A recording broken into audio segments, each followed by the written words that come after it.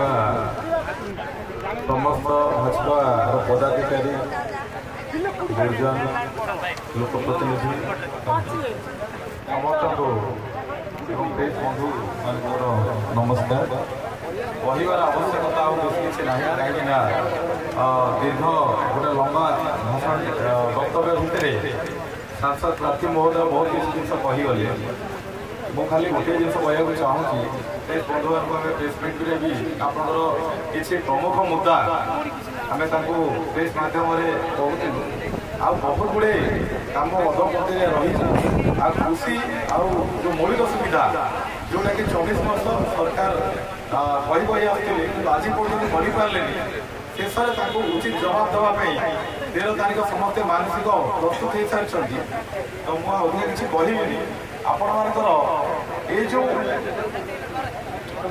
ଯଶସ୍ୱୀ ପ୍ରଧାନମନ୍ତ୍ରୀ ମୋଦିଜୀଙ୍କର ଗୁଡ଼ାଏ ଗରିବ କଲ୍ୟାଣ ଯୋଜନା ଏବଂ ବିକଶିତ ଭାରତ କରିବା ପାଇଁ ଯାହା ସବୁ ଯୋଜନା ସବୁ ତିଆରି କରିଛନ୍ତି, ତାକୁ କେବଳ ଗୋଟିଏ ସରକାର ଦିଲ୍ଲୀରେ ଆଉ ଗୋଟେ ଭାଜପା ସରକାର ଦିଲ୍ଲୀରେ ଆଉ ରାଜ୍ୟରେ ଯଦି କିଛି ଅନ୍ୟ ଆଞ୍ଚଳିକ ସରକାର ଯଦି ରହିଲା, ଦଳ ଯଦି ଶାସନ କଲା, କେବେ ବି ସମ୍ପୂର୍ଣ୍ଣ ରୂପେ ଆମର ସ୍ୱପ୍ନ ସାକାର ହେବ ନାହିଁ।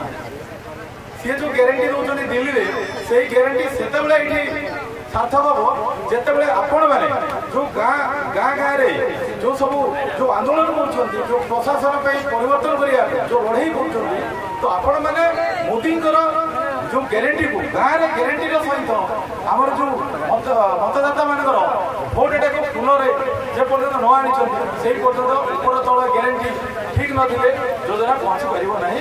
ଏବଂ ଡବଲ ଇଞ୍ଜିନ୍ ସରକାର ନହେଲେ ରାଜ୍ୟର ବିକାଶ ହେବାଟା ଏବଂ ଗ୍ରାମର ବିକାଶ ହେବା ସମ୍ଭବ ହୋଇପାରିବ ନାହିଁ।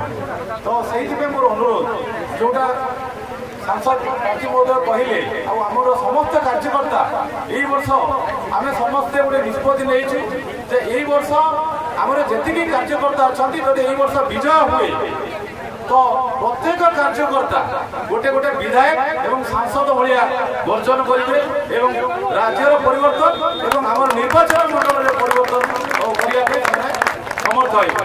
କୌଣସି ପ୍ରକାର ବିଧାୟକ ପଛରେ ଗୋଡ଼େଇବାର ଆବଶ୍ୟକତା ରହିବ ନାହିଁ କିମ୍ବା ସାଂସଦ ପଛରେ ଗୋଡ଼େଇବାର ଆବଶ୍ୟକତା ରହିବ ନାହିଁ।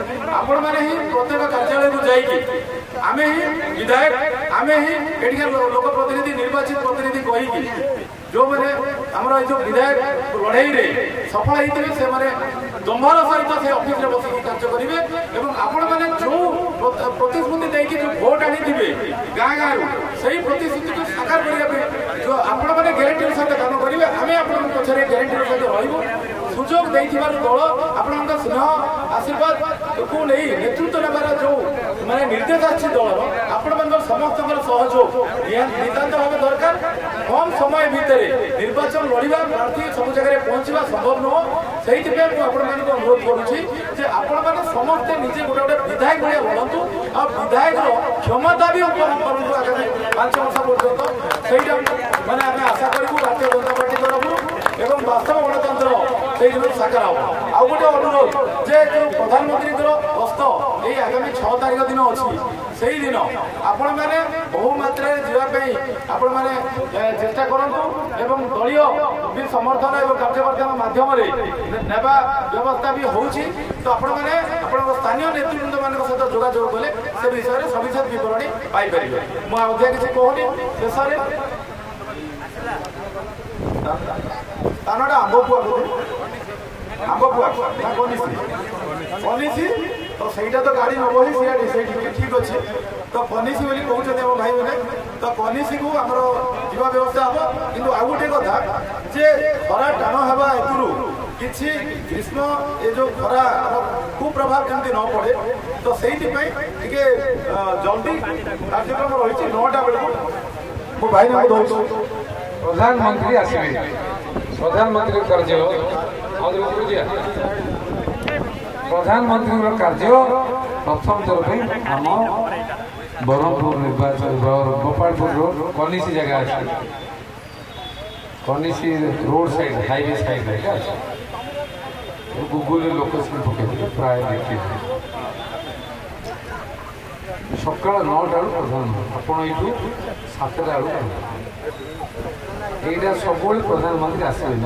আমি মুখ্যমন্ত্রী দেখেছি, प्रधानमंत्री डायरेक्ट आम भाषण शुणी देखी ये निर्वाचन समय आमर भविष्य में आम पार्टिसिपेट बहु आकार तुम समस्ते जोग सका 10टा 11टा सरले नवरंगपुर जी तो 11टा भितर आम काम सरले घंटू ये पड़े खाई पड़े तो ताको आधार करी पार्टी भी निष्पत्ति नहीं प्रशांत बाबू लोकल नेता मैंने तार सहयोग कर बहु आगे आपण मैंने जोग देवे सफल करेंगे आगक निष्पत्ति ने लेखा छेड़े नुआ अनुसार बढ़